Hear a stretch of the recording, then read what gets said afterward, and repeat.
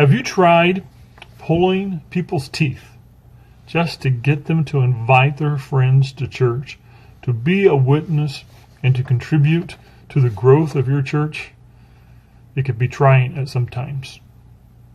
But in this video, I would like to talk to you about how you can build soul-winning confidence in your members.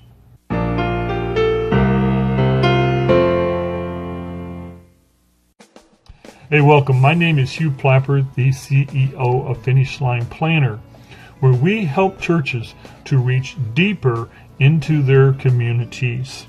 If you're new to our YouTube channel, I would like to welcome you to subscribe and receive regular updates as we continue to add invaluable growth resources for helping you and your church to grow.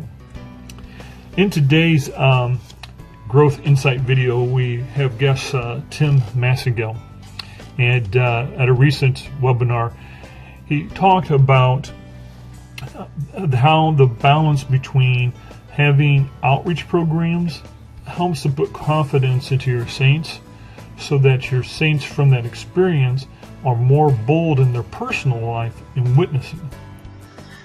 I work with a lot of pastors, but you have to understand that, as a Bible school instructor, I tend to come at this from more of a theoretical approach, but it is an interesting challenge to bring the theory and hand it to a pastor and then work with them over a period of time and watch that principle or concept or program unfold within the local church, and to see that process repeated over and over again.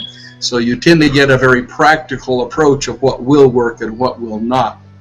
And so I can only speak for the churches that I have worked with over the years, but pastors have told me that some of their greatest challenges has come on how to organize and how to motivate their church members and leaders to become consistently involved in evangelism and outreach activities.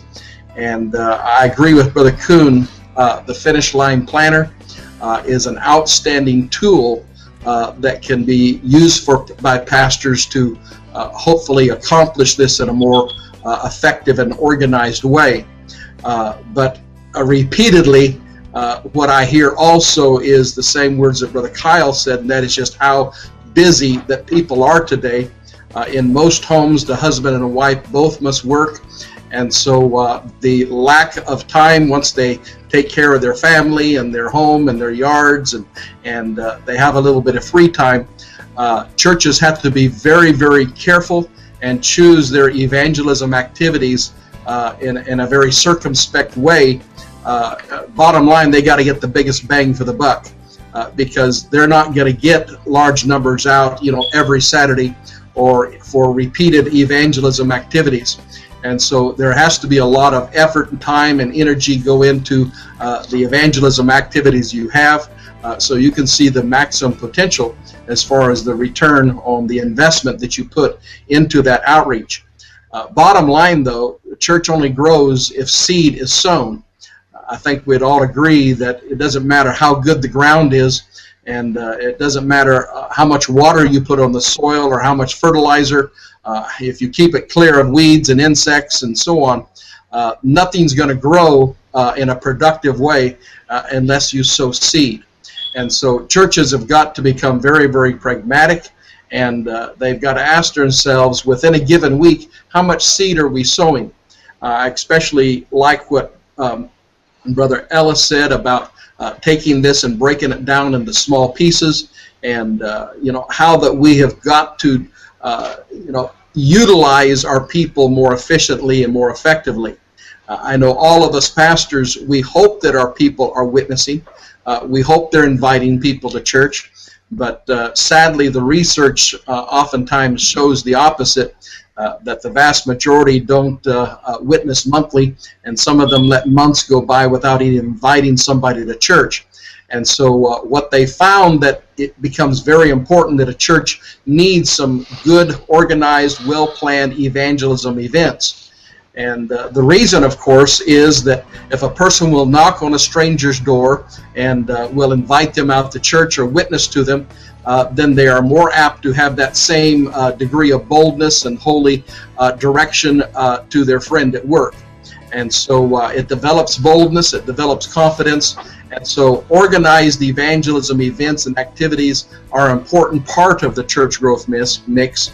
And so for that reason, churches should put an emphasis upon the most successful methods of outreach.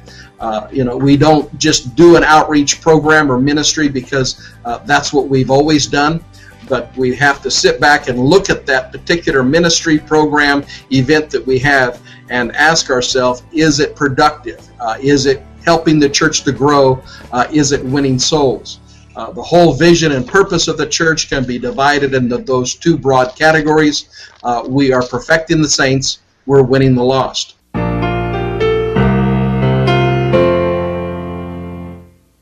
Hello, my name is Hugh Plappert, and welcome to Finish Line Planning, where we help pastors who are undertaking church growth alone.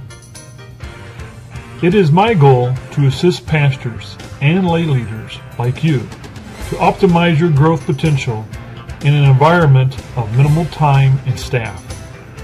60% of churches in North America operate with less than 100 members.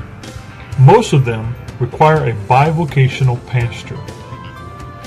Undertaking church growth alone can be challenging, and we're here to help. To maximize our resources and videos, we partner with church growth leaders like Carlton Kuhn, Tim Massengale, Dr. Eugene Wilson, Gary Elias, Dan Kyle, Calvin Jean, and others. To make the most of this opportunity for your ministry, church, and community, click the subscribe button here.